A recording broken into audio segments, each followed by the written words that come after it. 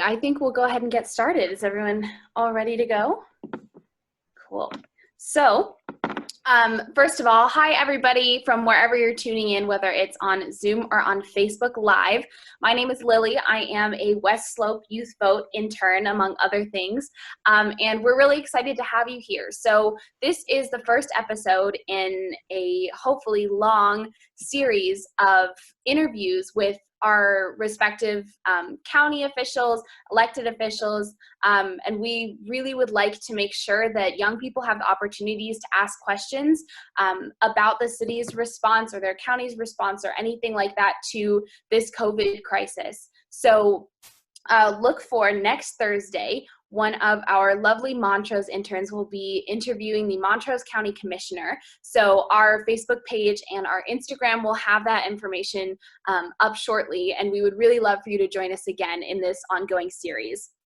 So I am obviously not the only student on this call today. I have a couple with me. So we'll go around and I'll start. And so each student will tell you their school, their grade, and their big issue area and why they're voting. So again, my name is Liliana Flanagan.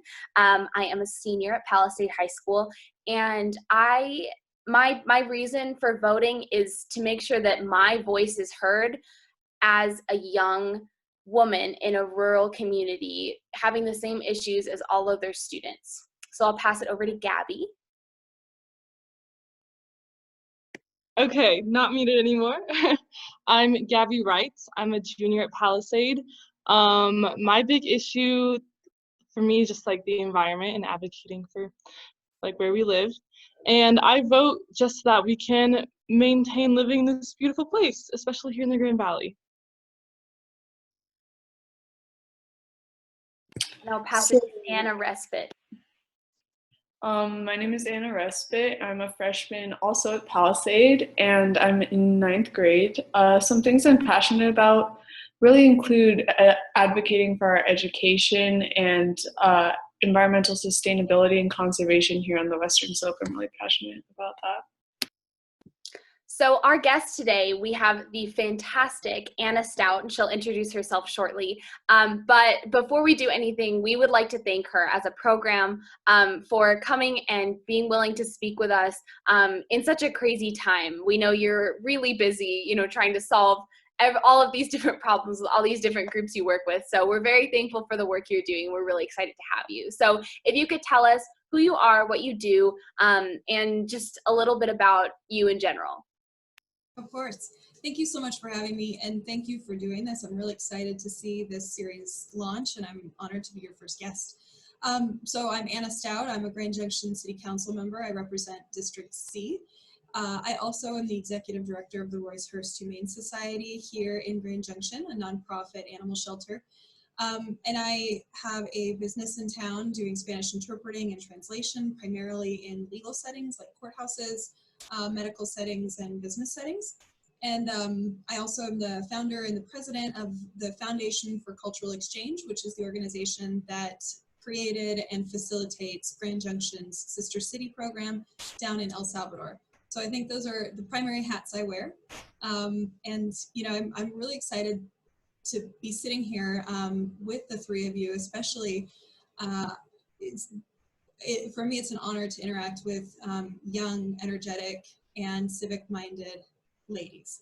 To be honest, I think that it's something that, as we're watching what's happening in today's world and the way that the response is being handled in different countries, some of the countries that are handling it the best are the ones that are being led by women leaders. So it's really encouraging to me to see the three of you and to know that, we've got a lot of young and female energy that's coming up into our political ranks, and that makes me really happy and encouraged. Thank you so much. Well, we're so excited to have you. So the questions that we'll be asking you today, we might, file in some if we get any here on Zoom or on Facebook Live. But primarily our questions are going to come from outreach that we did with other high school students and young people here in the Valley a few days ago. And so we've sort of compiled all of these questions that we felt were relevant. And so these really were just kind of a vehicle for, you know, the questions of other young people here in the Valley. So I will go ahead and get started with the first one. So obviously as a senior, this one hits home for me.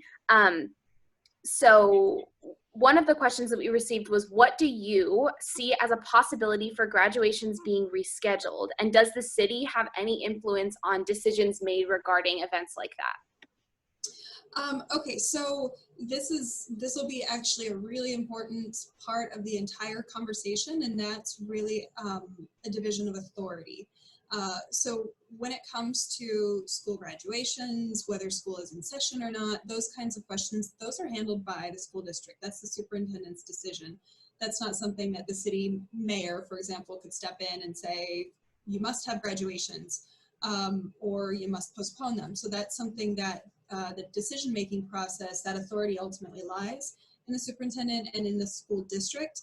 But of course, so much of what's happening is and should be collaborative. So the information about whether or not it's safe to start holding events will come from guidance that should be really driven by our health department. And our health department is, you know, collecting guidance and information from scientists, from the CDC, and from all of the different resources that they have as well.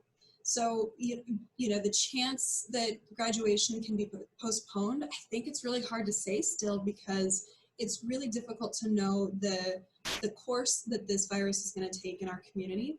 And keeping in mind that each region, each community, each area is going to be different, because while Colorado may be getting close to a peak, the Western Slope does not appear to be there yet, because we don't have, you know, widespread instance of the virus. So, you know, the more that people practice social distancing, the more that people are being very responsible about, you know, going out, keeping their faces covered, washing their hands, and being very conscious about the way that this health crisis is managed, the more likely that we'll get to a point that we can be in control of it. But to hope that maybe it's just going to be gone by July, you know, I think that that's wishful thinking.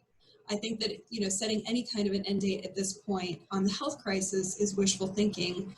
The end goal needs to be finding a vaccine that's effective in preventing people from getting this, and we're definitely a long way away from that. Finding a treatment that is effective when people are sick, you know, that's sort of an intermediate goal on the health side of things.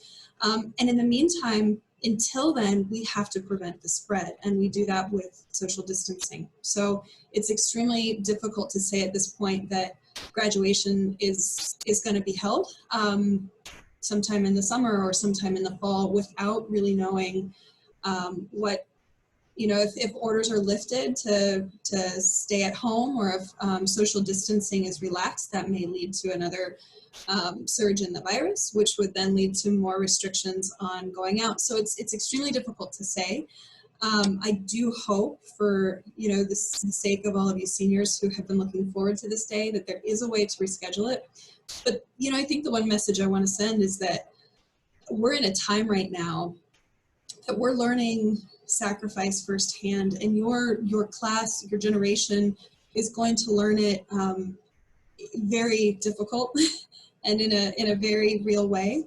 But I think you should look at this as an opportunity. This will change your generation, but it will also lead to some positive change. It will propel you towards leadership. It will propel you into the future. And if not having a graduation ceremony is what's the beginning of really massive social change and societal change that you are going to be at the helm of leading, I think the loss of that ceremony is, you know, is at least sort of mitigated by the fact that it's the beginning of something really significant that your generation gets to lead into. Awesome. A second question we received is, how can the City Council make sure the city is prepared for a crisis like this in the future? That's a really great question. And I think that what we're really fortunate about right now is that we're dealing with a pandemic that is not worst case scenario. There are so, you know, in the animal shelter, we deal with viruses all the time and disease control and prevention. There are many more difficult viruses than this one to kill. So we're fortunate that we have a virus that's not as lethal as many others are, not as, you know, as tricky to kill. This means that we essentially have a pandemic with training wheels right now. This is allowing us to get our systems in place and to figure out where the flaws in our systems are, where the gaps in our collaboration are, so that the next time we walk into a pandemic like this, we have all of those things in place from lessons learned during today's crisis. So I think that we've already learned a number of lessons, not just at the city level, but really as a community. I did a Facebook Live interview with Jeff Kaur, the the health department director, early on in this crisis. And within the first week or two, he said one of the lessons they'd already learned was that we need a more coordinated response. We need communication coming through one agency and people coming together. So I think that automatically that's something that City Council and our city leadership can and should take as the first lesson for how we prepare for the next pandemic. We have a pandemic flu response plan, and that was created in response to H1N1. So we have been updating that as we go, and this is now just a refining of that. And hopefully, if our city is responsible and does their job, we'll walk out of this with an even more comprehensive, more collaborative, and more prepared plan for when something else like this hits. So we have a lot of questions about which groups of people would you say are taking the precautions the most seriously and which are taking it the least seriously, and why? Yeah, you know, I don't know that we have data on this yet, so this is really speculation and anecdotal. I think the people who are taking this the most seriously are the ones who are the most at risk. That's our seniors, that's anyone with compromised immune systems or underlying health conditions that would make this virus more lethal or more devastating. And so I think those are the people who are taking it most seriously, at least that's my hope. And I think that people who are connected to those kinds of people are taking it very seriously as well. Somebody who has a relative they may come in contact with that that's either in a high-risk category or has compromised immune or underlying health conditions. You know, I think the people who are taking this least seriously are the ones who don't see the personal impact on themselves. And what's really hard right now is the fact that these stay-at-home orders came down statewide, regardless of what state of spread or virus transmission communities were in. So they came down in our community before we really started seeing spread. And it's really hard for people to relate what you can't see with actions you're taking. So it's kind of like, if you've ever been in a relationship, you never get in trouble for not saying the wrong thing. But every time you say the wrong thing, you're going to get in trouble, right? This is sort of what's happening here. You can't see that it is the social distancing, it is our stay-at-home orders that are keeping the virus from spreading here. But at the same time, people are saying, well, the virus isn't here, so why are we doing this? And really, it's hard to see the impact that we're having. And so for somebody who's really suffering because this has impacted them economically, this has impacted them with their kids staying home and having to suddenly become homeschool teachers in addition to working from home or not having a job and trying to figure out where the next mortgage payment is coming from, it can be really difficult to understand that the health crisis is existing sort of, you know, simultaneously with the economic crisis, and understanding that these preventions are critical to make sure that the sooner we can get this disease under control, this virus under control, the sooner we can go back to an economy that sustains people. But if people aren't taking it seriously, that just prolongs how much time this will take for us to recover and to get back to some version of normal. So I think that you know, there's a lot of criticism that is being directed at kids, at young people, at teenagers, for, you know, wanting their spring break and for not caring and thinking that they're going to be fine because this virus isn't affecting young people the same way it's affecting our seniors and, you know, some other age groups that have underlying health conditions. I have not experienced that young people in this community are the ones who are being irresponsible. You know, here are three of you who are Zooming in from home, and I think that shows that a lot of young people really are taking this seriously. You know, I don't know that we can point fingers at any one group, and I think it has instead a lot more to do with the mentality that people have and their understanding of each individual's role in this pandemic. It's not about not going out so that you don't get sick. It's about not going out so that our entire vulnerable population in this community is protected. Fantastic. So one question that I'm sure you're getting asked by everybody, not just students and young people, is how readily available are COVID-19 diagnostic tests in Mesa County? So and then, you know, a follow-up, what factors determine or affect the number of tests that we receive or we're able to use? And then, you know, how are we going to be receiving those tests in the future? I know it's a long-winded question, but. No, but it's an important one, and it's actually one that has been really, since the very beginning of this, a really important question that people have wanted answers to. And I think the first clarification that really needs to be made is that we don't have tests. What we have are specimen collection kits.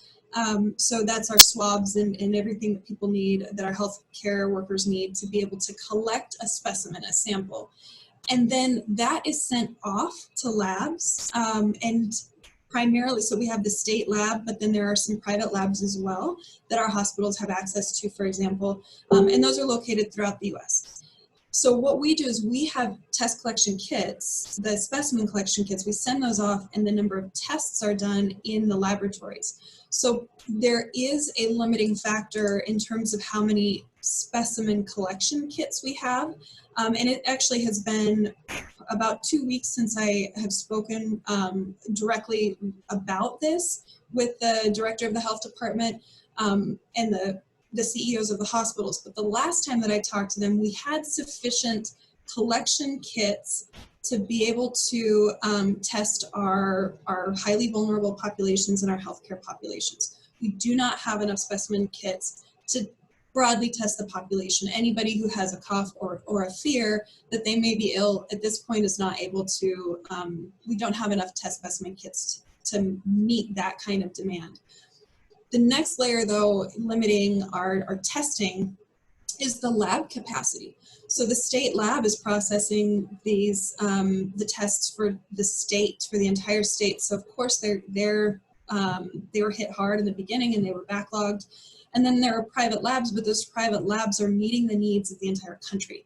So we thought at first we would have access to some of those. The last I heard, we were not able to get our testing done by these other labs. I don't know if that has changed. I'm hopeful that it has in the last couple of weeks, since everything is changing so much from one day to the next. And then to your final part of that question, what is the factor that's limiting our ability to get more? It really has to do with national supply. It's not something that if we raised, let's say, $500,000, that suddenly we would then be able to buy all the test kits that we need. It's a supply issue. And the fact that we do not have the capacity at labs to test this, that's the biggest problem right now. So even if we bought more specimen kits, but we don't have labs that have the capacity, it doesn't do us a ton of good, in that case, to be able to collect a bunch if we can't test it. So really this is a matter of, we need coordinated effort on a national scale, not just here locally.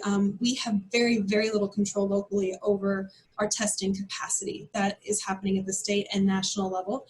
And for widespread testing capabilities, that's going to be something that's much bigger than Grand Junction or Mesa County is able to do on its own. Great. So kind of jumping back to the last question that was asked about precautions people are taking. So what should we do to address the lack of concern that people in our in compliance that people in our community have for the stay-at-home orders?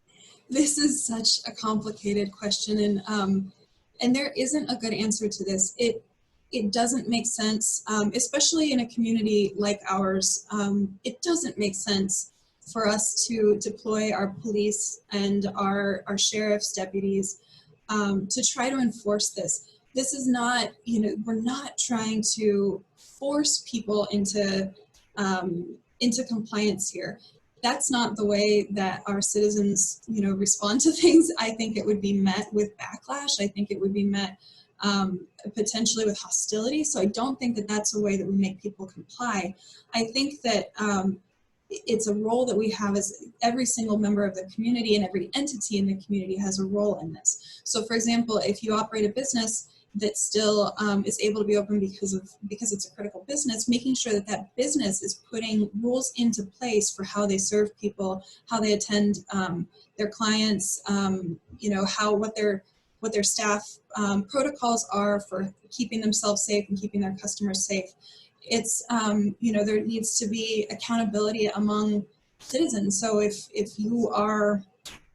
you know somebody who's not complying, if you see somebody who's not complying, having that conversation with them about why it's important, rather than coming down hard on them and turning them in or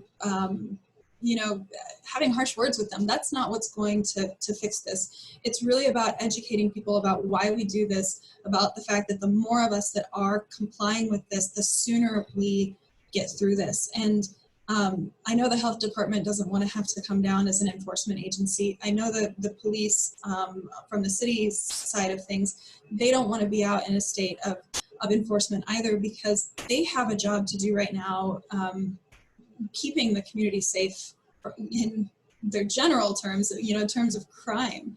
And so this is not something that we want to see become some police state. We want the community to understand the reason that we're doing this, the science behind the virus and the spread of the virus, and have community members themselves self-policing, in the sense that you're wearing your own masks, you're making your friends wear their masks, you're making your friends stay home, you're not allowing people to just stop by and hang out because it's not a big deal, and if I get it, it's not going to affect me. It is. Anyone who gets this and passes it to someone else is putting our vulnerable populations, our grandparents, our seniors, loved ones in this community at risk. And I think that understanding that is why we're doing this, those are who we are protecting, is much more effective than trying to come down hard with enforcement.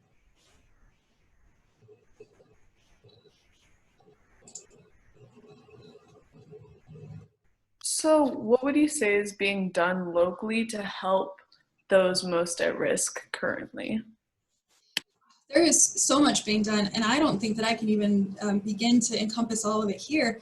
This, though, has been, I think, one of the things that I'm most encouraged about, is seeing the way the community has pulled together, and really neighbors are reaching out to neighbors, strangers are reaching out to strangers, and that has been one of the most gratifying, let's call it, consequences or results of the pandemic.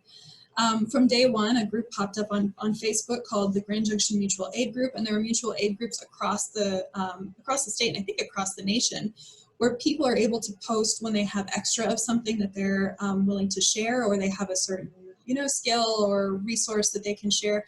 And people are also able to post when they need things. So neighbors and communities have come together to solve a lot of that need. There are also nonprofits in this community whose missions were already, prior to this pandemic, very much focused on meeting the needs of vulnerable populations, of people who are experiencing hardship, and those nonprofits have really stepped up. The city actually on April 6th, April 6th, appropriated $500,000, $500,000 to help the health and services nonprofits in town who are seeing an increase in demand as people are losing their jobs, having their incomes affected, getting sick. and therefore needing to utilize those services more, but then at the same time, those nonprofits are either losing volunteers or staff members that are critical to their operations, or they're losing funding because the economy took a quick downturn, and that has affected people's ability to give. So, these nonprofits are stepping in to do as much as they can, and a lot of nonprofits that whose missions aren't directly related to that, I'm watching them. We have a weekly Western Slope nonprofit phone call, sort of Grand Junction area nonprofit phone call, where we're talking about what different nonprofits are doing, and a lot of them are redeploying their staff to help other nonprofits if they're not in an essential nonprofit business. An example is the Humane Society. We've kind of redeployed our staff to meet pet owners' needs. So instead of having animal care staff and our trap, neuter, return programs, we've moved those staff directly into community services type programming. So delivering pet food and managing our pet food bank and helping people find short-term boarding, those kinds of things. Rather than, and we're actually talking right now about potentially using our van and our mobile unit to help deliver food if that becomes a necessity for areas.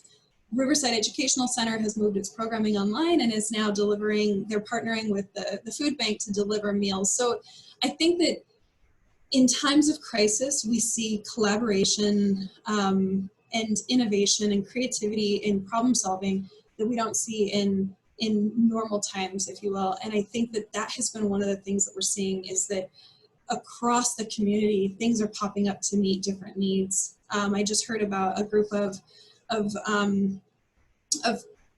people and families in the community who don't need the $1,200 checks because their income is steady, and they're pooling that money at the Western Colorado Community Foundation for that to come back to the community and do good in the community. So I think that there's just this infinite list of things that are happening here in Grand Junction, in Mesa County, across the state and across the country, and even across the world, for people to provide assistance to each other. And that has been one of the very encouraging pieces of what's happened, and it's a part that I hope outlasts the pandemic, this sense of responsibility for others. And I hope that the solutions that we're coming up with are not just pandemic solutions, but ones that this pandemic is really showing us where we have holes, where we are failing to meet needs of some of our most vulnerable members of our community, and also just the community and society as a whole. And I'm hoping that this pandemic forces us not just to fill those gaps right now,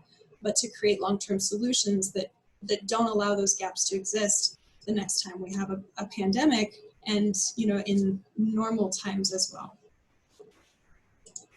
Wonderful. So you sort of already went into this, but could you sort of detail what kind of funding is being used or is needed? I know there's a lot of different fronts that we have to put that toward, but from your perspective, what funding can be used, what funding is being used, and just kind of, could you talk about the monetary contributions being made by government, by individuals, things like that?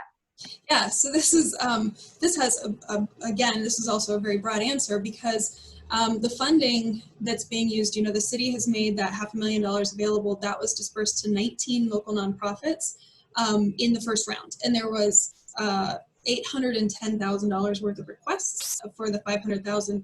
So that money has already been mobilized and is now hopefully making an impact on the lives of our community members here. But there is also money that's coming through the federal relief packages. There is money that's going from the feds to the state, and then the state is determining how to disperse that money and what priority areas each state has. The city just received about $275,000 of block grant funding from HUD, and we're able to use that money to deploy that to nonprofits, and to not just nonprofits, but to agencies in our community or businesses in our community that are trying to meet the food insecurity, housing insecurity, and shelter needs of the community. So there's that kind of money available. There are a lot of private efforts. you know, I think if you read the paper every single day, you'll read about somebody else who's raising money, or some other organization or industry group that has pooled money to help a specific segment of the population or a specific need, like food insecurity. So there's a lot that I think is being mobilized. But, you know, the last part of your question is what kind of funding is needed, and I think the answer to that is all of it. We're going to see our nonprofits really take a hit as the economy takes a hit. There's no question about that, and they're going to have to do more with less. They're going to have higher demand as the economy gets bad, and yet they're going to have fewer donations. And so the more that this community can figure out how to support nonprofits, how to support any of our health organizations that are working towards this. You know, the question that you asked is, you know, where is funding needed? You know, this is a health crisis that is causing an economic crisis. So money should be directed whenever possible and as much as possible here at the outset to curbing the health crisis. Once the health crisis is under control, we can get back to trying to fix the economy. But as long as the health crisis exists, we will also have an economic crisis. So funding is needed above all right now in the fight against this virus. And then, you know, secondarily, it's needed to try to alleviate a lot of the economic impact that's happening, especially for small businesses and individuals and people who are feeling a real impact in their daily lives. Okay, so another question we got was, other than not saying anything about graduation, have feelings about how the school district should move forward? You know, I don't know that the city has an official position. There's not one that I'm aware of that we've issued, but what I can say is that this would be the city's position, the health department's position. It should be every individual citizen's position, that the school district should move forward in a way, in whatever manner is the safest.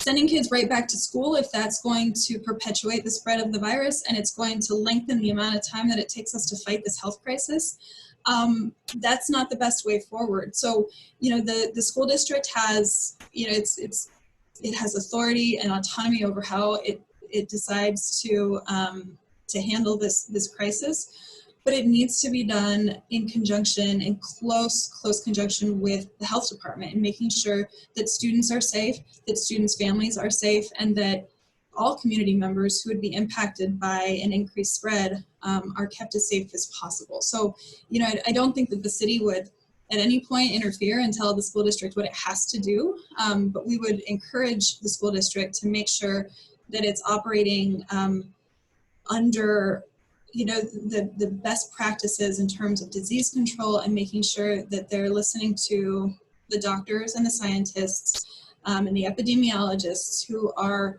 providing information about how we best collectively are going to stem and eventually halt the spread of this disease. So one kind of final question we have is, how can we as individuals express our concerns to our council members and local representatives and legislators at this time, and how is the city council meeting and communicating?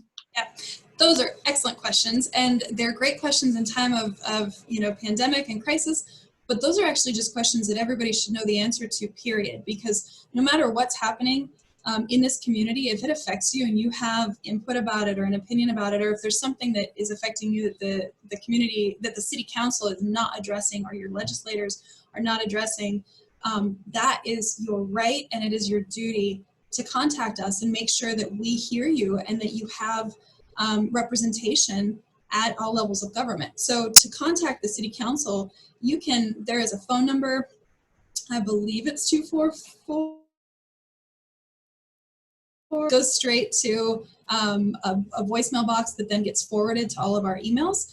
There, you can email council members. All of our emails are our first name plus the first letter of our last name at gjcity.org. So I'm Anna S at gjcity.org, or you can just send an email to council@gjcity.org, and we get all of those. You can also participate in our meetings, and the same goes, let me just back up, the same goes for your state legislators, your national representatives. You can call, you can email, you can write letters. All of those are effective ways to communicate with us.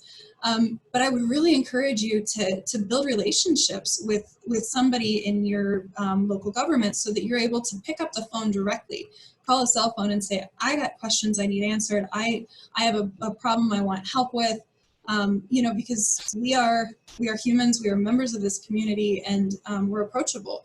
And you can meet us face to face. I think I don't speak for everybody, but I know that I would be willing to meet any of you, sit down and talk about your concerns face to face when we're allowed to, and in the meantime over Zoom. Our city council meetings are, you know, we're adapting to this as we go. We're shifting to a 100% virtual meeting structure. It's something that we actually voted on at last night's meeting, to allow 100% virtual meetings. Prior to this pandemic, we didn't have any virtual meeting policy. So, you know, there have been some technological glitches that as a millennial have been very difficult to watch. And we've worked through those slowly. So it looks like we are moving to, we're going to test this at a workshop and make sure that we can have full participation online. If that's the case, our community is actually able to join those meetings. So that'll be published on the city's website, you know, whether it's Zoom or GoToMeeting or whatever, whatever platform is chosen. All of that information will be published, and there are sections in each of our meetings for public comment. And you can also submit public comment in advance. So these are things that, again, are going to be, it's hard to say right now exactly the way it's going to be in a couple weeks because we're trying to adapt to changing circumstances, the restrictions in place at the state level, and the technology that's available to us. So the important thing to know, though, is that, you know, you can tune into our meetings, you can watch them after the fact as well, and get in touch with us, send us emails, give us a call. If there's something that affects you, if you have ideas, and remember that you represent a part of the population that is not represented on council, which means you represent people who have ideas that may not be you know, obvious to our council. So your ideas are really important, and to communicate those to us, and to, you know, any of the solutions that students are coming up with, or any of the problems that are facing students that council members who are not students and don't have you know, high school students in the home may not be aware of, make sure we know about that. Wonderful. Is there any final thoughts that you want to add? Could be about literally anything. You know, I think the one message I want to send to you as students, and to anyone who's watching, who's really processing this, there are a couple things. One, know that feelings of grief, feelings of loss, feelings of confusion, frustration, fatigue, those are all expected right now in the middle of this. And know that you're allowed to grieve the loss of your senior year. You're allowed to grieve potentially the loss of your graduation ceremony. All of that is fair, and it's those are legitimate emotions in a time like this. What I want to transmit to you, though, is that I keep hearing people talk about when we get back to normal, when we get back to normal. And I hope we don't get back to normal, because normal wasn't great. If I got to design a world, I wouldn't go back to exactly where we were when this started. I hope that we are able to get back to something that's better than our normal was.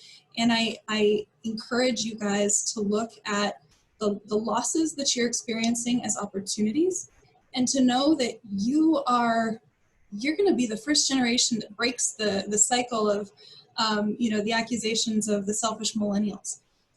You guys you're not going to be that, because you're experiencing loss in your very, very formative years that is going to propel you into positions of leadership with an awareness and with a conscientiousness that has been absent. And I think that, you know, you guys are going to be amazing leaders because you're going through this. And I have a lot of hope for the world because of that. Wonderful. Well, thank you so much for chatting with us today. Anyone who's watching, please tune in next Thursday and to hear Mia and the Montrose County Commissioner talk about issues there. West Slope Youth Vote is a program that covers, I believe now, 4 different counties, which is very exciting. And so we're trying to make sure that every single one is represented. So if you are watching and you know a student who might be interested in being a part of the program, please reach out to Western Colorado Alliance. We're always looking to expand our program. And lastly, we really want to just thank Anna again. All the work that you're doing is so incredible, and you know, having the knowledge that you do and being willing to speak with us about it, I think really shows the true essence of a public servant. So we're very thankful for you. But otherwise, if anybody has, you know, any follow-ups or anything for Anna or the interns, now you know how to get a hold of us. So like us on Facebook if you haven't already, like Anna for GJ on Facebook if you have not already. And we look forward to seeing all of you next Thursday.